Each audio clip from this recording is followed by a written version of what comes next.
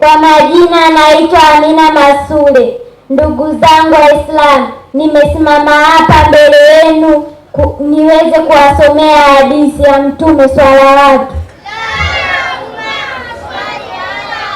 ala Muhammadin wa ala ali Muhammad kama barakta ala Ibrahim wa ala ali Ibrahim fil alamin innaka Hamidum Majid.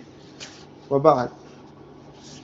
Baada ya kumshukuru Mwenyezi Mungu Subhanahu wa Ta'ala na kumtakia rehma na amani kiongozi wa umma Mtume wetu Muhammadin sallallahu alayhi wa alihi wa sallama,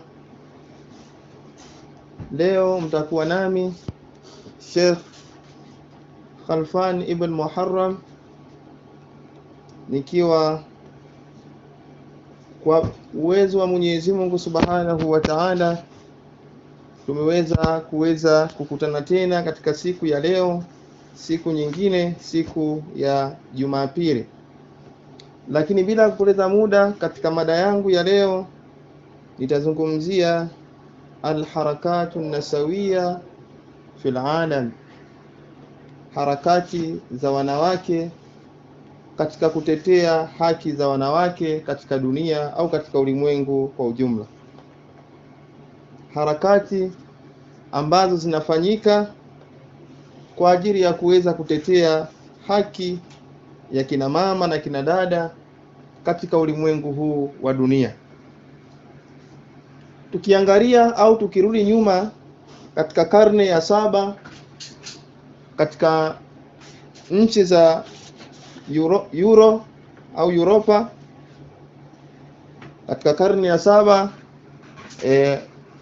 watu walikuwa wana itikadi ya kwamba wanawake si chochote si lolote katika nchi hiyo ambayo ilikuwa inaitwa Europa. Katika karne ya 7, katika miongoni mwa vitu ambavyo walipokuwa wana itikadi kuhusiana na wanawake hawa, jambo la kwanza kabisa mani'atu ta'allum, kwamba walikuwa wanawake wanaziwiwa kuweza kujifunza au kusoma. Mwanamke ana haki ya kusoma, mtoto wa kike ana haki ya kujifunza. Lakini kwa wale ambao wanajiunga kwa sasa, namba zetu za kuweza kutuma ujumbe mfupi wa maandishi hapa studio ni 0688469475, 0688469475, 0688469475, namba za kuweza kutuma ujumbe mfupi wa maandishi, na sisi tutaweza kusoma hapa studio biidhnillahi tabaraka wa taala.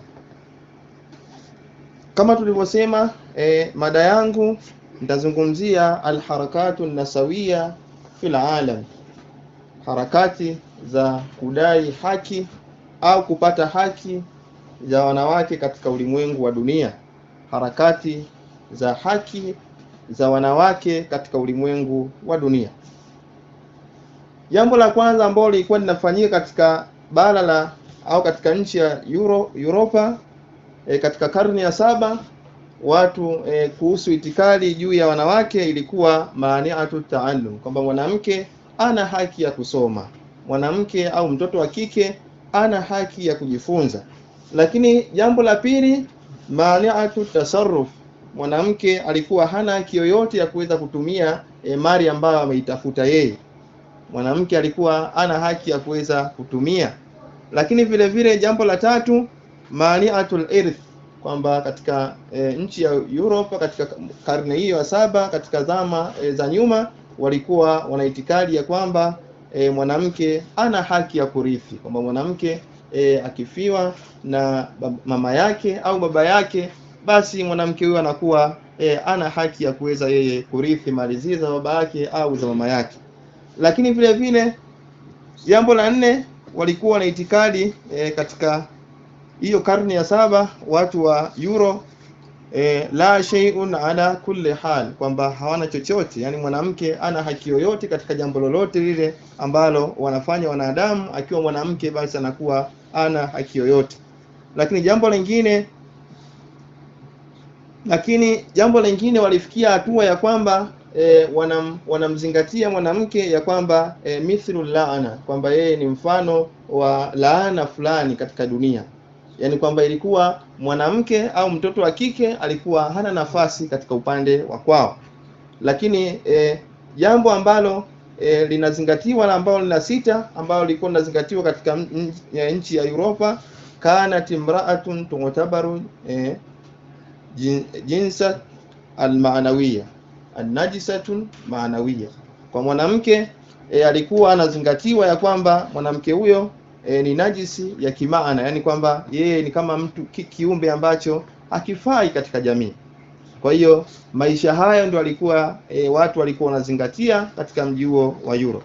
Lakini ukisoma tena katika vitabu ambavyo vitabu hivyo ukisoma tena ukarejea, utaona kwamba katika mwaka mwingine ambao mwaka wa 1780 katika mji huo wa Europa ulikuwa balaatun thawratul harakati nasawiya fil alam. Sasa baada ya kufikia baada ya karne nyingi kupita, baada ya miaka mingi ilipofikia katika kipindi cha mwaka 1780 katika mji wa Europa wakaanza kuweka mapinduzi ya harakati za kuweza kutetea haki ya mwanadamu, baada ya kuona kwamba mambo yale ambayo walikuwa wanayafanya ni mambo ambayo hayastahili kuweza kufanyika kwa mwanadamu. Basi ulipofikia mwaka 1780 watu wa Europe wakaweza kuweka mapinduzi ya kuweza kutetea haki ya mwanadamu ambaye ni mwanamke. Baada ya kuweza kuweka thaura hiyo, au baada ya kutokea mapinduzi hayo ambayo yalofanyika mwaka 1780 katika mji wa Europe, sasa hapo ulimwengu mzima katika dunia ukaweza kuweka sheria ya kuweza kumtetea mwanamke akiwa katika hii dunia. Lakini kwa yule mtu ambaye anajiunga kwa sasa, namba zetu za kuweza kutuma mjumbe mfupi wa maandishi ni 0688469475, 0688469475,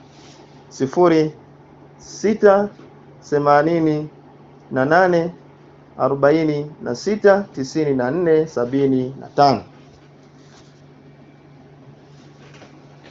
Hiyo baada ya kuweza kufikia kama tulivyosema mwaka 1780 ndio ikaja sasa bada'atu thawratul harakatun nasawiya fil alam. Watu wa Europe wakaweza kuweka mapinduzi ya kiharakati ya kuweza kutetea haki ya mwanamke.